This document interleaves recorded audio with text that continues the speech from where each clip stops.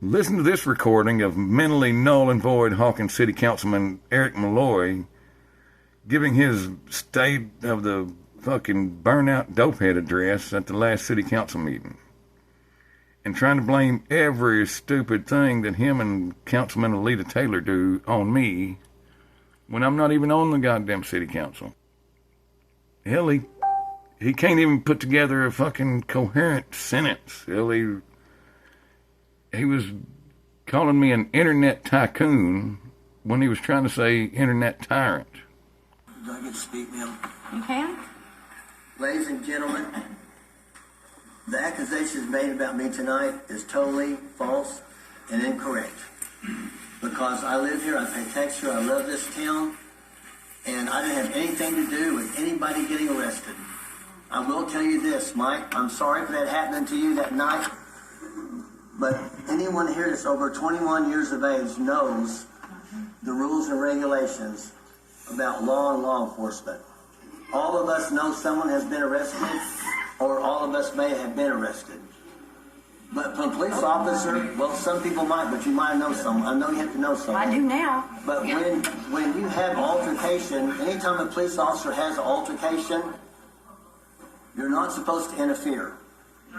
No, hold on. Mike, you ran across the back. You ran across the back of the room, ran up behind him with his face in aggression, and rammed him. No, I'm outstanding. You're not a judge or a jury. I'm not. I was explaining. I don't. Then don't tell him. Okay, I have one question. I have a question. I need to say something else very, very important. Very important. Can you please, y'all let me say this? We would not be here. None of us would be here in this situation right now if we did not have an internet tycoon that's been posting all kinds of things for numerous years. Sir, hold on a second. This is very important. Sir, listen to me. When a police officer gets hired, and when we have officers that arrest people driving down the road on Highway 14 and Highway 80 that has mushrooms, fentanyl pills, marijuana, and they think they did a good job for the citizens. When you have someone posting on the internet that, wait a minute, I can't believe one of our police officers arrested someone for a pan full of pills, some mushrooms, and some marijuana. Well, you know what? Was that guy going to take it himself? Did he just buy it? Or was he taking it around because he was going to sell it?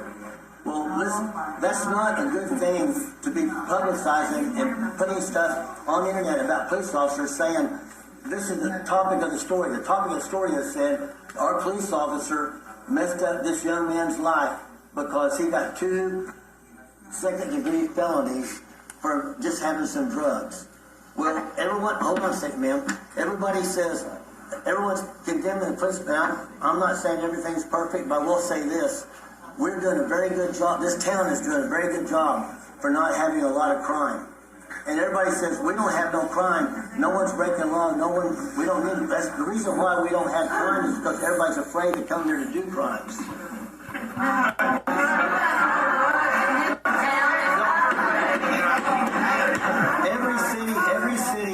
Every city in the state has crimes.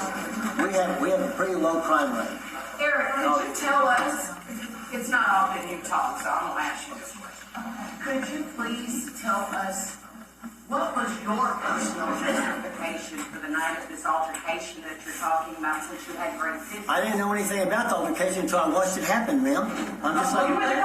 Eric, Sharonda.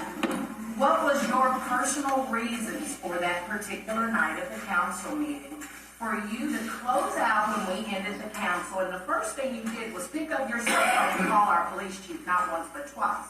No, okay, ma'am, Please tell us. Okay, I called him on the way home, and you can contact him and ask him. You know what I said? I said, hey, chief, we just finished our meeting, and I said, are you on the way back yet, or have you already made it home? He said, I'm still on the way back. And I said, well, I want to be the first one to tell you congratulations. How did your class go? Because he was gone that whole week. taking a police chief's class because he wanted to get his credentials as fast as possible. That's what I said. So that was the first call. What was the next? Well, the first call, he got cut off. The second call, I called him back. Yes. The second time I called is when I said what I just said in the email. No, you just said the first call you called and asked about. No, I called, we were cut off. Oh. But that was the topic. Okay. I think one of the things that they're asking is who signed with a sworn statement for the affidavit of probable cause against Mike. Well, supposedly, there was over 10 No. No, ma'am, let me answer your question. Who signed it? I think that there was 8 or 10. No. Was your name in there? Yes, because I was called in to tell them what I seen. And I Okay. told them the whole true story about exactly what I seen.